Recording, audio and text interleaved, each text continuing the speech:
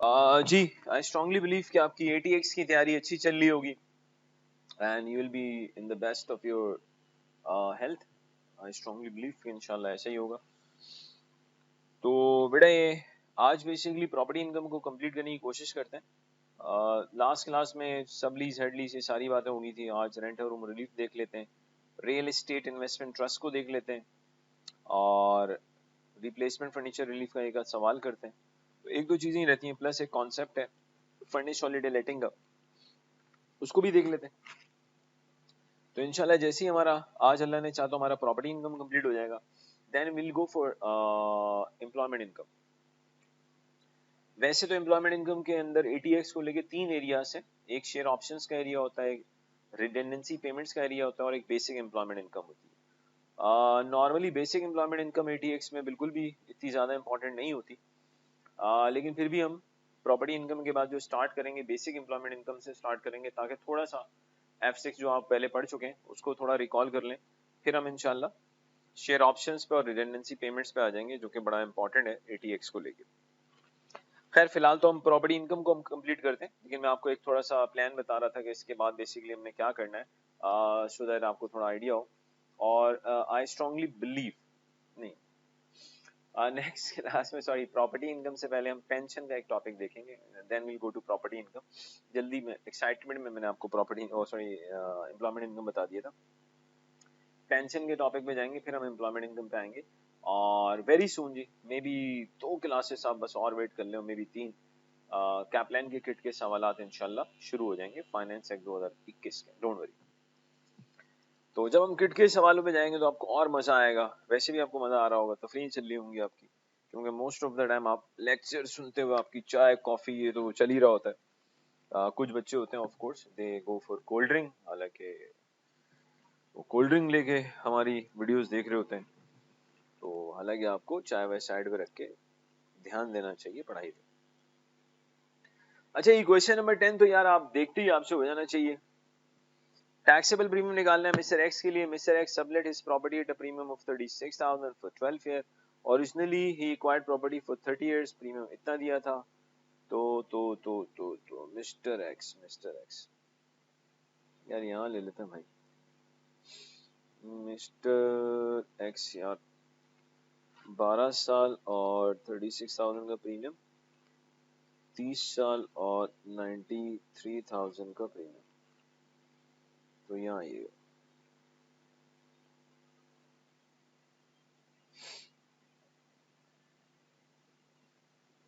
Premium जो इन्हें मिला है वो मिला है 36,000।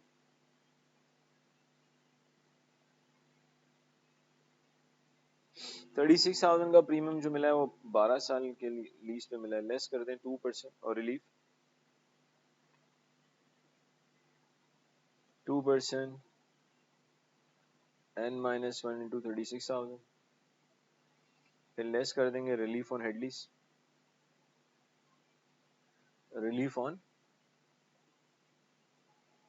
हेडलीज वर्किंग वन, हेडलीज में बेटा जो प्रीमियम था वो था कितना था भाई, इट वाज 93,000 आई बिलीव। देख लेते हैं यार कुछ गड़बड़ ना हो, ये बड़ा मसला होता है। प्रीमियम 93 और 2% रिलीफ ले लेते हैं। 2% n-1 इंटू 93,000। मैं दोबारा एक दफा अमाउंट देख लूं, 93 और 30 डन है जी, ये ले 93 इंटू दिस। बेटा ये रिलीफ माइनस करेंगे 53,940, 53,940। तो 93,000 में से अगर आप 53,940 माइनस करें तो आपके पास 39060 आएगा। तो यहाँ लिखेंगे 39060। सब लीज का टाइम है 12 ईयर, हेड लीज का टाइम था 30 ईयर्स। इसको 12 से मल्टीप्लाई करें, 30 से डिवाइड करें, 15,624 आता है।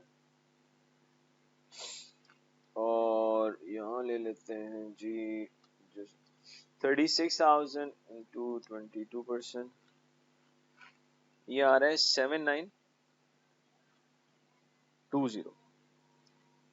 This is 7920। तो 36,000 में से माइनस करेंगे 7920, माइनस करेंगे 15624, तो हमारे पास टैक्सेबल प्रीमियम आ जाएगा मिस्टर एक्स का 12,456।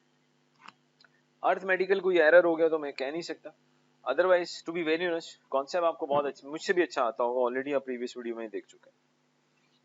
अगले कॉन्सेप्ट पे चलते हैं। अच्छा जी, एक और कॉन्सेप्ट है, the name of the concept is rent a room relief. The name of the concept is rent a room relief. पहले क्लियर कर लें, रेंट अ रूम रिलीफ पूरे टैक्स ईयर में जो मिलेगा आपको 7,500 पाउंड का मिलेगा। जो रेंट अ रूम रिलीफ का अमाउंट है वो 7,500 है पर टैक्स ईयर। और ये सुन लें, रेंट अ रूम रिलीफ तफरी नहीं चल रही। एक ऑनर ये कहे जी मेरे घर में 4 कमरे हैं, मैंने 2 कमरे रेंट पर दिए हैं, तो मुझे रेंट अ रूम रिलीफ 7,500 पर रूम मिले। ऐसा नहीं होता, एक ही 7,500 का रेंट अ रूम रिलीफ मिलेगा आपको पर टैक्स ईयर, बस। तफरी थोड़ी चलनी है मेरे भाई। 4 कमरे हैं, चारों पे अगर हमने आपको रेंट अ रूम रिलीफ दे दिया, अबे तो टैक्स कौन देगा? फूफा जी। फूफा जी तो वैसे टैक्स नहीं देते, अल्लाह माफ करे। सोचो, तो ये 7,500 है, ये पर टैक्स ईयर है जी। अगली चीज, या तो आप रेंट अ रूम रिलीफ ले लें, या फिर आप उस रूम में होने वाले जो अलाउबल एक्सपेंसेस है वो ले लें। लॉजिकली आप रेंट अ रूम रिलीफ और अलाउबल एक्सपेंसेस में से जो भी हायर ऑफ होगा उस पर चले जाएंगे आप। मैं रिपीट कर रहा हूं अपनी बात को, या तो आपने रेंट अ रूम रिलीफ लेना है, या फिर आपने क्या करना है, जो अलाउबल एक्सपेंसेस है उस रूम के वो लेना है। तो बेटा logically rent a room relief और एक्सपेंसेस में से जो भी हायर ऑफ होगा वो आप ले लेंगे, लेकिन ये क्लियर कर लें, रेंट अ रूम रिलीफ आपको मिलेगा 7,500 पर। अगली चीज, अगर ये ज्वाइंटली ओन प्रॉपर्टी है तो हस्बैंड एंड वाइफ में rent a room relief 50-50% split हो जाएगा। हर एक को 3,750 मिलेगा, दोनों को अलग अलग 7,500 नहीं मिलेगा। इसे देखें, Mister N rented a room from his principal residence at a rent 800 per month, actual expenses 30 per month है, room was rented out furnished. अब आप देखें ना यार, रेंट यहां ले लेते, आपको जो रेंट मिला है वो 800 इंटू 12, 800 इंटू 12 गिव्स मी 9,600, और रूम में जो एक्सपेंसेस हुए वो सिर्फ 30 पाउंड पर मंथ है। अब 30 को 12 से मल्टीप्लाई करें तो आई गेट 360। अब या तो आप 9,600 के रेंट में से 360 माइनस करें, या रेंट या रूम रिलीफ माइनस करें विच इज 7,500। तो ऑब्वियसली मैं 7,500 माइनस करूंगा ना, मैं 360 थोड़ी माइनस करूंगा। बस इतना याद रखिएगा, अगर आप रेंट या रूम रिलीफ क्लेम करेंगे तो उस रूम के जो एक्चुअल एक्सपेंसेस हैं फिर आप उसको माइनस नहीं कर सकते। अगर आप रेंट या रूम रिलीफ क्लेम करते हैं तो उस रूम में होने वाले जो एक्चुअल एक्सपेंसेस हैं उसको आप माइनस नहीं कर सकते। तो लॉजिकली हम करेंगे क्या, एक्सपेंसेस का अमाउंट और रिलीफ का अमाउंट निकाल लेंगे विच एवर इज हायर। तो इंस्टेड ऑफ डिडक्टिंग 360 या लॉजिकली मुझे रेंट या रूम रिलीफ 7,500 माइनस करना चाहिए। और मैंने ये बात क्लियर कर ली है, 7,500 आपको पूरे साल में पर टैक्स ईयर मिलेगा। और ऐसा नहीं होता कि घर के 3 कमरे अगर आपने रेंट पर दिए हैं तो हर एक पे 7,500 नहीं मिलेगा, सिर्फ एक 7,500 मिलेगा। और ज्वाइंटली ओन प्रॉपर्टी है तो हस्बैंड एंड वाइफ आपस में 50-50% क्या करेंगे, रेंट और रूम रिलीफ को स्प्लिट करेंगे। अच्छा ये यहां पर आ जाए,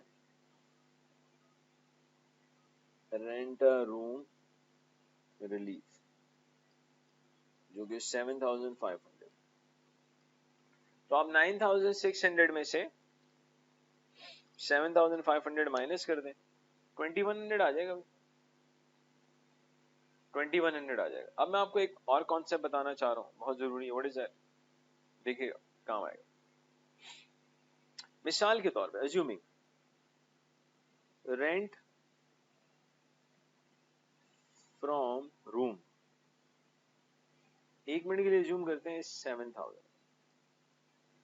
जैसे न assumption कि रेंट फ्रॉम रूम जो है 7000 है, और लेट्स से रूम से रिलेटेड जो एक्सपेंसेस हैं वो हैं लेट्स से 7200, अज्यूमिंग जो एक्सपेंसेस हुए वो 7200 हुए, और रेंट अ रूम रिलीफ हमें पता है 7500 है। Now listen and listen carefully, अगर आप अच्छे से देखें तो रूम से आने वाला रेंट कम है और उस रूम में होने वाले एक्सपेंसेस ज्यादा हैं। एक्सपेंसेस अगर आप देखें तो 7200 है और रेंट हमें मिला है 7000। अब सुनिएगा बहुत ध्यान से, अगर आप कहते हैं कि यार मैं रेंट अ रूम रिलीफ लेता हूं, ओके, अगर आप कहते हैं कि मैं रेंट अ रूम रिलीफ लूंगा, तो लिसन, जैसे ही आप यहां से 7500 माइनस करोगे your answer will be 0। Rent a room relief can not result in a loss. Rent a room relief minus करके लॉस नहीं आ सकता। रिलीफ एक्चुअली लॉस में रिजल्ट नहीं करेगा। क्यों बेटा? अगर रिलीफ की वजह से लॉसेस आएंगे तो लॉसेस की वजह से भी तो टैक्स सेव होता है, तो टैक्स वाले परेशान हो जाएंगे। तो अगर एक ऐसी सिचुएशन जहां रेंट फ्रॉम रूम कम है, आप रिलीफ माइनस करते हैं तो लॉस नहीं आएगा। बट लुक एट दिस, इस रूम से मिलने वाला रेंट 7000 है और उसमें एक्सपेंसेस 7200 क्यों है? अब आपको logically rent a room relief नहीं लेना चाहिए, एक्सपेंसेस लेने चाहिए, क्योंकि बेटा याद रखिएगा रेंट 7000 के और एक्सपेंसेस 7200 के। एक्सपेंसेस को रेंट में से माइनस करें तो लॉस आ सकता है, रिलीफ से नहीं आ सकता। तो अब करना क्या चाहिए आपको? इंस्टेड ऑफ दिस आप लिखेंगे rent from room which is 7000 less करें एक्सपेंसेस 7200, 200 का लॉस आ जाएगा। बस आपको इतना बस पॉइंट याद रखना है, व्हाट इज दैट,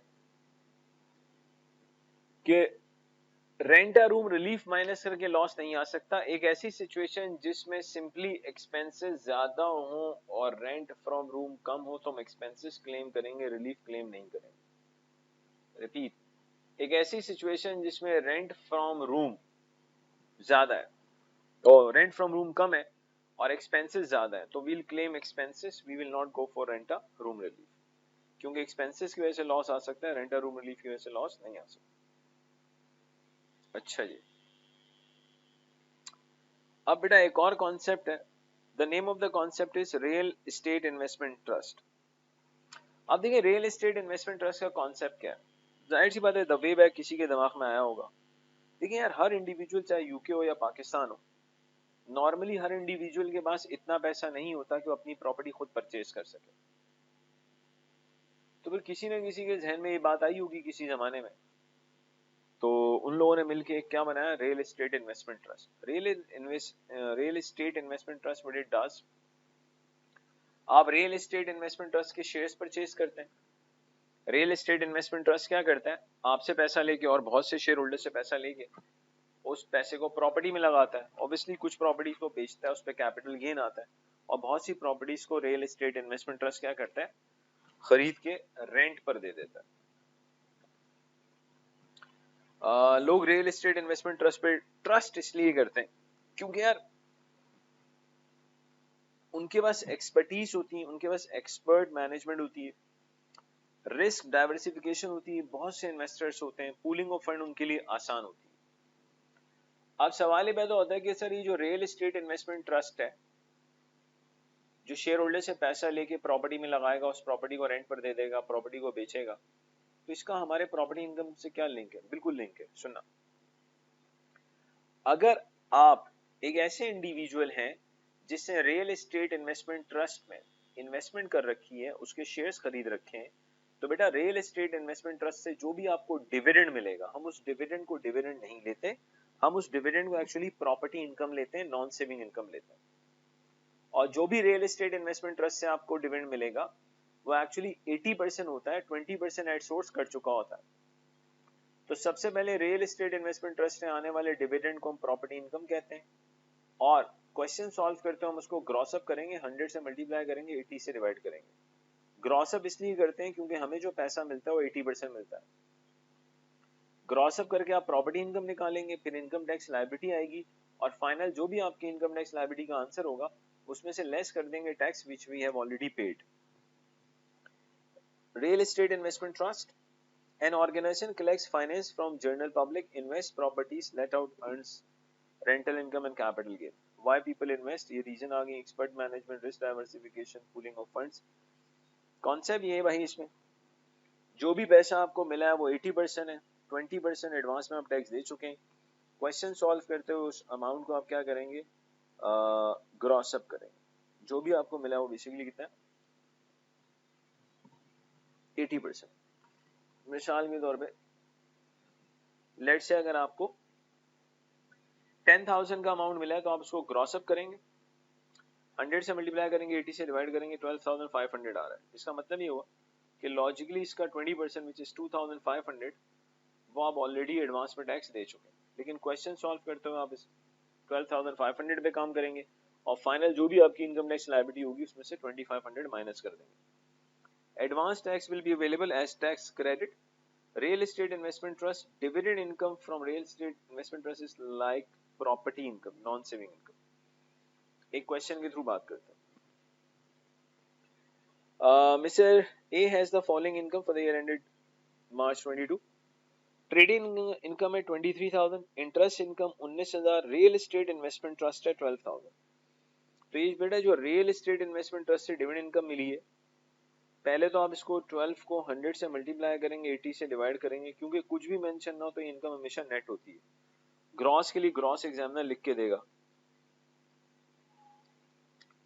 तो बेसिकली अमाउंट आता है 15,000। तो क्वेश्चन सॉल्व करते हुए नॉन सेविंग में हम प्रॉपर्टी इनकम के नाम पे 15,000 लिखेंगे और डिविडेंड इनकम तो 5,000 है। ओके, कहाँ ले लेना, यहाँ जगह है, space space space. We are having problem of the amounts. Just a minute.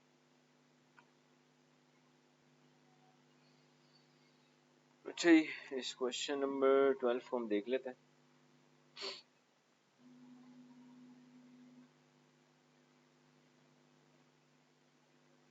और आगे चलता है।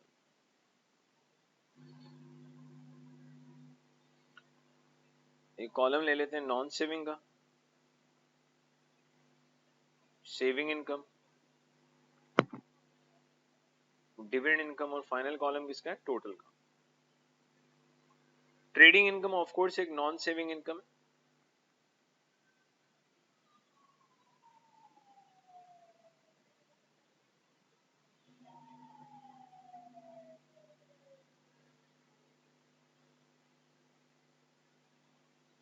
ट्रेडिंग इनकम एक नॉन सेविंग इनकम है। Real estate interest income receive, interest income is interest income 19,000। Interest income Allah for is interest income which is 19,000। Real estate investment trust से आने वाला dividend जो उसको हम प्रॉपर्टी इनकम लेंगे।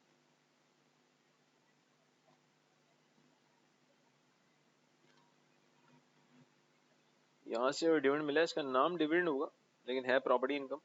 आप 12,000 को ग्रॉस करेंगे, 100 से मल्टीप्लाई करेंगे, 80 से डिवाइड करेंगे, you will get 15,000। Real estate investment trust से जो भी मिलेगा उसको हम नॉन सेविंग इनकम लेंगे, प्रॉपर्टी इनकम लेंगे। 20% एट सोर्स कट चुका होगा, जो मिलेगा 80% होगा। सवाल सॉल्व करते हो आपको उसको ग्रॉस करना होगा। 5,000 की वाकई डिविडेंड इनकम है, तो dividend income is dividend income, यहाँ लिख देते हैं।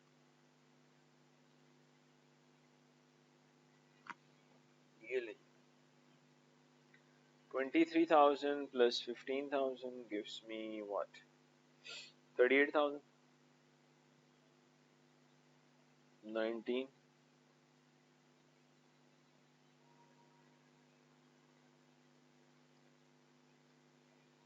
62,000.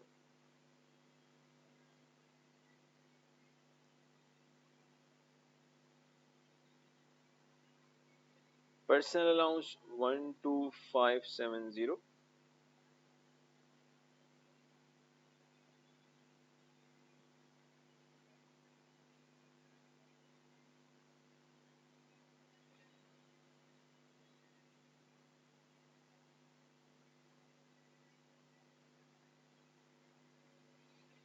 So 38,000 में से माइनस कर देंगे 12570. 25,430. 19,000. 5,000. ये आ रहा है 49,430. So 25,430 में ऐड कर दिया 19 ऐड कर दिया 5 we'll get 29,430. Okay. Now let's calculate income tax.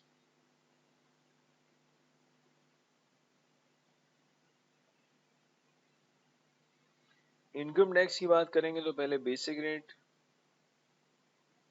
Non saving 25,430 का 20%. 25,430 का 20%. It is 5,086. Okay. अब बेटा इंटरेस्ट इनकम को टैक्स करने से पहले हमें ये देखना पड़ेगा कि जो इंडिविजुअल है बेसिक रेट टैक्स पेयर है हायर या additional. Look at this 49,430. By looking at 49,430, we can easily say this individual is a higher rate taxpayer, and whoever is a higher rate taxpayer gets nil rate band of 500. Saving income में nil rate band 500 का मिलेगा.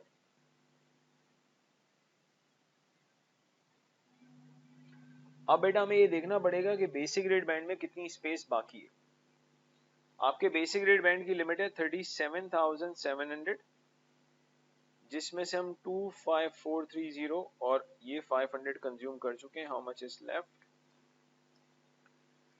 37,700 में से minus करें 25,430 minus करें 500, आपके पास आता है 11,770. तो बेसिक रेट में सेविंग इनकम में आ जाएगा 11,770. इसका ले लेंगे 20%. 2354. अब सुनिएगा, आपके पास बेटा सेविंग इनकम का अमाउंट है 19,000. उस 19 में से 500 और 11,770 टैक्स हो चुका है, तो बाकी सारा किस में आएगा? हायर रेट में. कैलकुलेटर यूज करें. 19,000 में से माइनस करें 500 माइनस करें 11,770, तो आपके पास आता है 6,730. इसका 40%, तो ये आ रहा है 2692. हायर रेट में जो सेविंग इनकम का अमाउंट है वो 6730 आ रहा है. Now it comes to dividend income. Dividend income 5,000 की, और हमें एक चीज बहुत अच्छे से पता है, डिविडेंड इनकम में everyone gets nil rate band of 2,000. nil rate band dividend income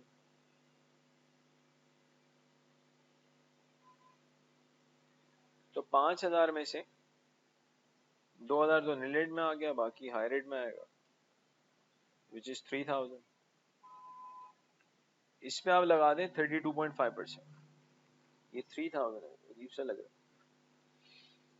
3,000 का 32.5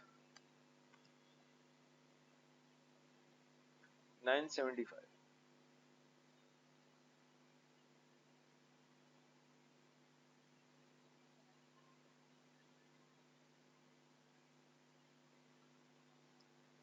$5086 plus 2354 plus 2692 plus 975 11107. आप इसमें से लेस करेंगे जो टैक्स आप ऑलरेडी पे कर चुके हैं, tax credit. Real estate investment trust से जो मिला था वो 80% था, उसको हमने 100/80 करके ग्रॉस अप किया था और 15,000 का अमाउंट लिखा. हालांकि हमें मिला 12 था. इसका मतलब 3,000 हम ऑलरेडी एडवांस में टैक्स दे चुके हैं. 15,000 का 20% which is 3,000.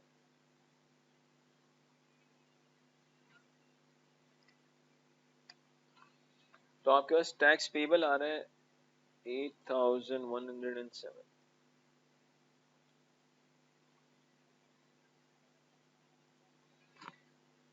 आपका जो टैक्स पेबल आ रहा है वो 8,107 आ रहा है. That's simply great. ये एक रियल एस्टेट इन्वेस्टमेंट ट्रस्ट का कॉन्सेप्ट था. अब आइए बेटा फर्निश हॉलिडे एकोमोडेशन पे बात करते हैं. बड़ा इंपॉर्टेंट कॉन्सेप्ट है जी, एटीएक्स में अक्सर आ जाता है.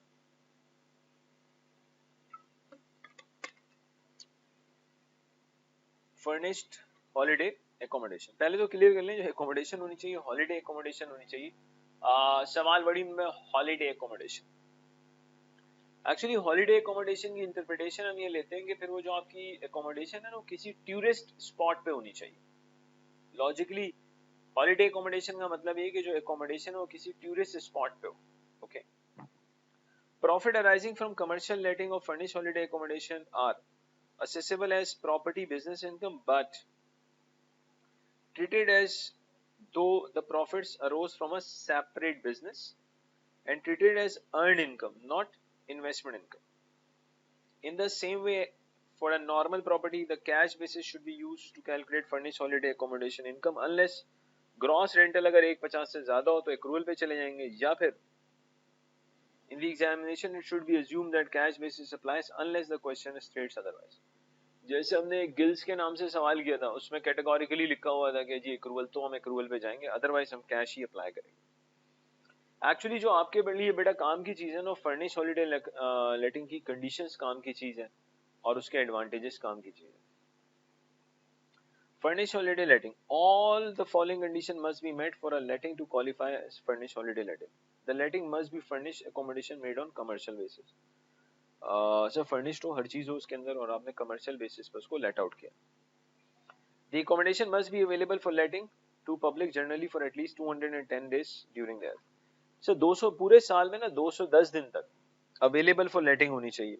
मतलब एडवर्टाइजमेंट चलती रहे कम से कम 210 दिन तक की जी प्रॉपर्टी available for letting है. The accommodation must be let to the general public for at least 105 days during the tax year. So 210 दिन तक actually available, 210 दिन तक available for letting होनी चाहिए, और इसका अगर मैं 50% निकालूं तो ये 105 आता है. At least 105 days एक्चुअली वो प्रॉपर्टी लेटिंग पे जाए, यानी कि लोग वाकई उसमें आके रहें 105 दिन तक, मतलब एटलीस्ट प्रॉपर्टी में लेटिंग पर जाए.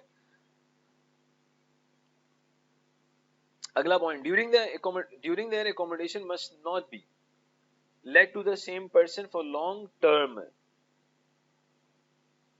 31 डेज और more. Sir during the tax year आपने एक ही बंदे को ना एकोमोडेशन 31 डेज या उससे ज्यादा नहीं देनी. अगर हम ऐसा करेंगे तो क्या होगा, if there are long term occupations then it must not total more than 155 days in a year. सवाल कि सर अभी आपने खुद कहा कि एक इंडिविजुअल को आपने प्रॉपर्टी 31 डेज या उससे ज्यादा के लिए नहीं देनी. फिर आप उस immediately after that line you have written कि if there are long term occupations then 155 से ज्यादा ना हो. तो ये कहानी क्या है, 31 और 155 समझाता हूं. देखिए 155 की कहानी क्या है. अगर पूरे टैक्स ईयर में मैंने मिस्टर ए को 32 डेज के लिए प्रॉपर्टी दी, मिस्टर ए को मैंने प्रॉपर्टी 32 डेज के लिए दी, तो ये लॉन्ग टर्म ऑक्यूपेंट है. मिस्टर सी को मैंने 33 डेज, तो ये भी लॉन्ग टर्म ऑक्यूपेशन है. और इसके बाद आप समझ रहे होंगे कि मिस्टर बी या डी आएगा, ई आ गया. अब सही, इसको आपने 35 डेज के लिए दी, ये भी लॉन्ग टर्म ऑक्यूपेशन में आएगा. फिर मिस्टर बी को आपने 20 डेज के लिए प्रॉपर्टी दी, ये लॉन्ग टर्म ऑक्यूपेशन में नहीं आएगा. अब सुनिएगा, लेट्स से मिस्टर जी को आपने 10 डेज के लिए दी, ये भी लॉन्ग टर्म ऑक्यूपेशन में नहीं आएगा. अब सुनना, ये जो तीन पूरे साल में लॉन्ग टर्म ऑक्यूपेंट्स हुए ना, इसका टोटल 155 से ज्यादा ना हो, यानी कि 32, 33, 35, ये 100 आ रहा है. तो पहले तो भाई आप कोशिश करेंगे एक इंडिविजुअल को 31 डेज या उससे ज्यादा के लिए प्रॉपर्टी ना दें. अगर दे रहे फिर आपने कोशिश ये करनी है कि जो जितने भी लॉन्ग टर्म ऑक्यूपेशंस हुई हैं उसमें टोटल जो है ना 155 डेज से ज्यादा ना हो। सवाल के सर अगर 155 डेज से ज्यादा हो गया तो बेटा फिर वो फर्निश हॉलीडे लेटिंग नहीं होगी ना, क्योंकि एक कंडीशन भी पूरी नहीं हुई तो उस प्रॉपर्टी को हम फर्निश हॉलीडे लेटिंग नहीं कहेंगे, और फिर जो फर्निश हॉलीडे लेटिंग के ऑब्वियसली एडवांटेजेस हैं वो आप एंजॉय नहीं कर पाएंगे। लेकिन आपको मेरे ख्याल से ये 155 डेज वाली बात क्लियर है। If letting is classified as furnished holiday letting, then following relief will be available. अभी कुछ फायदे मिलेंगे आपको। Number 1, losses on furnished holiday letting can only be carried forward to set off against profit on furnished holiday letting in the future. एक बहुत बड़ा benefit, अगर सारी कंडीशंस पूरी हो जाती हैं और लेट्स से फर्निश हॉलीडे लेटिंग में लॉस आता है तो उस लॉस को आप सिर्फ और सिर्फ कैरी फॉरवर्ड करोगे और फ्यूचर की फर्निश हॉलीडे लेटिंग के प्रॉफिट में से ही माइनस करेंगे। सेकंड, आपको कैपिटल अलाउंस मिलेगा, रिप्लेसमेंट फर्नीचर रिलीफ नहीं मिलेगा। Capital allowances will be available on furniture instead of replacement domestic item relief. Third, income will qualify as relevant earning for pension contribution. अब ये relevant earning pension contribution क्या है? हमारा इंशाल्लाह अगला टॉपिक है ही पेंशन्स का। मैंने जज्बात में एम्प्लॉयमेंट इनकम का कह दिया था, आई वाज रॉन्ग। इसके बाद हम पढ़ेंगे पेंशन इनकम, तो आपको ये क्लियर होगा। रेलेवेंट अर्निंग वाला पॉइंट वहां क्लियर होगा, इंतजार करें please. Fourth, capital gain defer roll over relief मिलेगा, गिफ्ट रिलीफ मिलेगा। अगर आपने की फर्निश हॉलीडे लेटिंग की सारी कंडीशंस पूरी होती हैं और आप कल को इस फर्निश हॉलीडे लेटिंग को बेटा सेल कर देते हैं, जो कैपिटल गेन आएगा ना उस कैपिटल गेन के ऊपर जो टैक्स होता है उसको आप डेफर भी कर सकते हैं। इनफैक्ट फर्निश हॉलीडे लेटिंग के ऊपर आपको गिफ्ट रिलीफ भी मिल सकता है। इनफैक्ट फर्निश हॉलीडे लेटिंग में आपको बीपीआर भी मिल सकता है, बिजनेस प्रॉपर्टी रिलीफ। अब ये बीपीआर क्या होता है, कब कैसे मिलता है, जब हम इंशाल्लाह इनहेरिटेंस टैक्स में बीपीआर पढ़ेंगे तो आपको पता चलेगा, फिलहाल छोड़ दें इसको। What is BPR? Business property relief. BPR जब टाइम आएगा तो देखेंगे इंशाल्लाह। मतलब अगर एक इंडिविजुअल ये प्रूफ कर दे कि जी जो फर्निश हॉलीडे लेटिंग है वो मेरा प्रॉपर बिजनेस था, मैं उसको प्रॉपर टाइम देता था, उसको मैंने एज अ बिजनेस चलाया है, अब अगर वो उस फर्निश हॉलीडे लेटिंग को अपने सन को गिफ्ट करेगा तो उसको बेसिकली बीपीआर मिलेगा। क्योंकि वो इनको बीपीआर इसलिए मिल जाएगा क्योंकि वो बताएगा जी मैं तो बिजनेस अपने बेटे को ट्रांसफर कर रहा हूँ। लेकिन प्लीज ये थोड़ा सा वेट कर लीजिएगा, जब बीपीआर का टाइम आएगा फिर अच्छे से समझ में आएगा। अभी प्लीज इस बात में नहीं आएगा, क्योंकि वरना कुछ बच्चे व्हाट्सएप पे शुरू हो जाते हैं कि sir BPR business property relief बता दें, दैट्स टू अर्ली, वेट करें, इनहेरिटेंस टैक्स में पढ़ेंगे इंशाल्लाह। तो एक फायदा बेसिकली कैपिटल गेन आपके डेफर हो सकता है जिसमें। लॉसेस का पॉइंट देख लें, losses from furnish holiday letting can not be set against any other income, they can only be carried forward and set off against profit from the same furnished holiday letting. और एक और काम क्या है, UK losses can only be set off against future UK furnished holiday letting income and E European union के अंदर अगर आपके पास कोई यूरोपियन यूनियन की जो एसोसिएटेड कंट्रीज हैं वहां अगर आपके पास कोई प्रॉपर्टी है तो EEA losses can only be set off against क्या E furnished holiday letting। आसान कर लेते हैं, फर्निश हॉलीडे लेटिंग यूके के अंदर है तो बेटा फिर यूके में उसी प्रॉपर्टी के अंदर जब प्रॉफिट आएगा तो आप लॉस को सेट ऑफ कर लेंगे। अगर यूरोपियन यूनियन की किसी एसोसिएटेड कंट्रीज के अंदर मौजूद है, एग्जामिनर खुद बताएगा, टेंशन ना ले, तो जिस कंट्री में आपकी फर्निश हॉलीडे लेटिंग मौजूद है उसी कंट्री में उसी प्रॉपर्टी में जब फ्यूचर में आपके पास प्रॉफिट आएगा तो आप लॉस को सेट ऑफ कर सकते हैं। अब एक सिंपल सा क्वेश्चन है जी, question number 13। I would strongly say कि आप वीडियो को पॉज करें, क्वेश्चन नंबर 13 को अटेम्प्ट करें, देन अनपॉज करें। जी आई स्ट्रांगली बिलीव कि आप इस सवाल को अटेम्प्ट कर चुके होंगे, मिलके भी कर लेते हैं, टेंशन कोई नहीं। जस्ट अ मिनट, मेरे पास भी कुछ ये सवाल वरना मैं मुश्किल yes we have. Okay, property income निकालनी है। On 6 April 2021, Fang purchased a freehold house. The property was then let throughout the tax year और rent मिल रहा है 812 से multiply कर दें 9600। During 2021, Fang furnished the property with a cooker costing 440। पहली मर्तबा जब आप कोई फर्नीचर आइटम लेंगे तो उसपे रिलीफ नहीं मिलता, रिलीफ सिर्फ रिप्लेसमेंट में मिलता है। A washing machine costing 330, floor covering 2200। The cooker was sold during the December 2020. This should be December 2021 for 110 scrap value and replace with a similar model 460. तो आपको एक्चुअली जो रिप्लेसमेंट फर्नीचर रिलीफ मिलेगा वो 460 minus 110 350 का मिलेगा. The washing machine was scrapped with a nil proceed during March 22. It was replaced with a washer dryer costing 670. Although the cost of a similar washing machine would have been, so similar washing machine 360 की होती, तो इसका मतलब ये हुआ कि हमें washing machine में जो रिप्लेसमेंट फर्नीचर रिलीफ मिलेगा 670 का नहीं मिलेगा बल्कि 360 का मिलेगा. The other expenditure for the property income amounted to 1310 and this is all, ये सारे allowable है. तो क्वेश्चन 13 देख लेते हैं.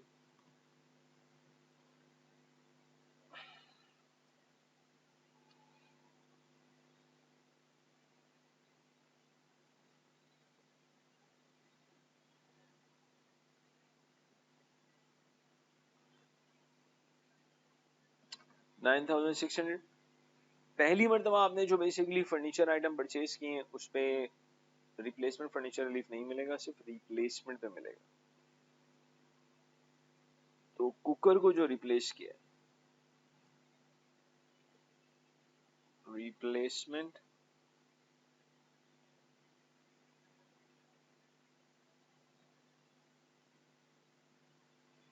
Furniture relief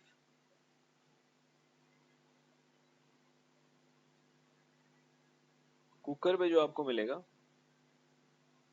460 minus 110 that is 350. और जो वॉशिंग मशीन है उसकी स्क्रैप वैल्यू 0 है और सिमिलर वॉशिंग मशीन की कॉस्ट उसने खुद बता रखी है 360.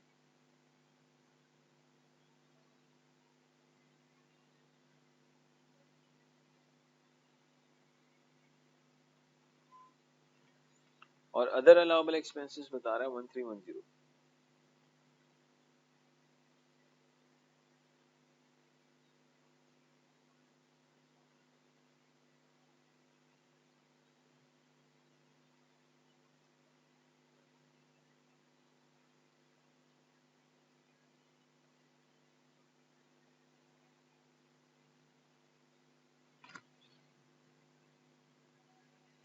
$9,600 में से 350 माइनस किया, 360 माइनस किया, 1310 माइनस किया, I'm getting 7580. That's simply great. I strongly believe कि आपके पास भी कुछ ऐसा ही होगा. अच्छा, ये फाइनल पॉइंट पे प्रॉपर्टी इनकम इंशाल्लाह खत्म करते हैं ताकि अगली क्लास में हम पेंशन स्टार्ट करें. पेंशन के बाद इंशाल्लाह एम्प्लॉयमेंट इनकम पे आ जाएंगे. छोटा सा पॉइंट डिस्कस करना है, प्रॉपर्टी बिजनेस लॉसेस. जरूरी नहीं है कि प्रॉपर्टी के इनकम आए, प्रॉपर्टी में लॉस भी आ सकता है.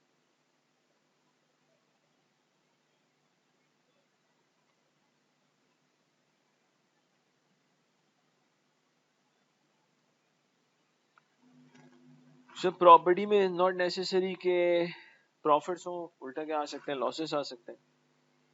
पहले तो क्लियर कर लें, अगर करंट ईयर में आपके पास प्रॉपर्टी में लॉस आ रहा है तो जिस साल ऑब्वियसली लॉस आता है, लॉस नहीं लिखते, जीरो लिखते हैं. और लॉसेस को आपने ऑटोमेटिकली कैरी फॉरवर्ड करना है और फ्यूचर की प्रॉपर्टी इनकम में से माइनस करना है.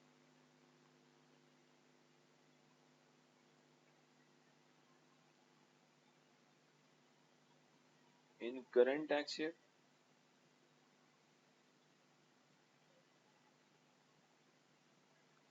if there is overall property loss, if there is overall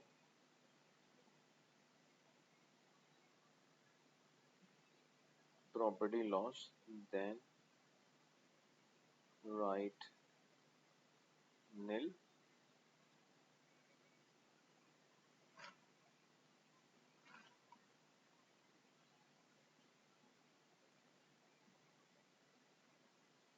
property loss को हम कैरी फॉरवर्ड करते हैं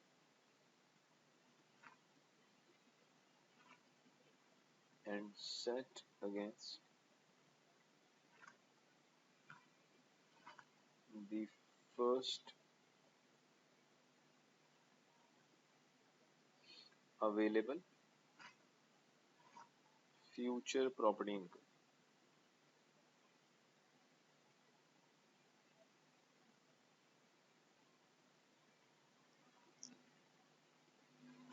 तो तो बेटा अगर करंट ईयर के अंदर ओवरऑल आपके पास प्रॉपर्टी में लॉस आ रहा है तो बेसिकली हम लॉस को नहीं लिखते, उसकी जगह जीरो लिख देते हैं, और फिर जो भी लॉस आएगा उसको ऑटोमेटिकली हम कैरी फॉरवर्ड करेंगे, और फ्यूचर में जो पहली प्रॉपर्टी इनकम होगी ऑफ कोर्स उसमें से हम उसे क्या कर देंगे, माइनस कर देंगे। तो मिसाल के तौर पे आपके पास पहले साल प्रॉपर्टी 1 है, प्रॉपर्टी 2 है, प्रॉपर्टी 3 और प्रॉपर्टी 4 है। अज्यूमिंग एक दो प्रॉपर्टीज में इनकम है, एक दो में लॉस इतना ज्यादा आया कि जब आपने चारों प्रॉपर्टीज को एग्रीगेट किया तो आपके पास ओवरऑल लॉस आ गया। वो जो ओवरऑल लॉस आ रहा है उसकी जगह आप जीरो लिखें, और जो लॉस आ गया है उसको आप कैरी फॉरवर्ड करें, और फ्यूचर में जैसे ही आपके पास पहली प्रॉपर्टी इनकम आएगी कैरी फॉरवर्ड लॉस को वहां से सेट ऑफ कर लें। तो that was all about property income जी। ATX को लेके अल्हम्दुलिल्लाह प्रॉपर्टी इनकम मेरे लिहाज से तो बहुत ही मुनासिब तरीके से हमने खत्म कर लिया। नेक्स्ट क्लास में जी पेंशन पे बात होगी। पेंशन का एक छोटा सा टॉपिक है, कुछ चीजें उसमें बहुत काम की हैं, और जी पेंशन में एक अच्छी बात ये कि पेंशन के टॉपिक में फाइनेंस एक्ट 2021 में कोई चेंज नहीं है as compare to the last finance act. तो पेंशन को देखेंगे जी इंशाल्लाह पहले, और पेंशन के बाद will start employment income. So thank you very much watching this video. इस दफा मैं टाइम पे थैंक यू कह रहा हूँ, टेंशन। ओके जी, अस्सलाम।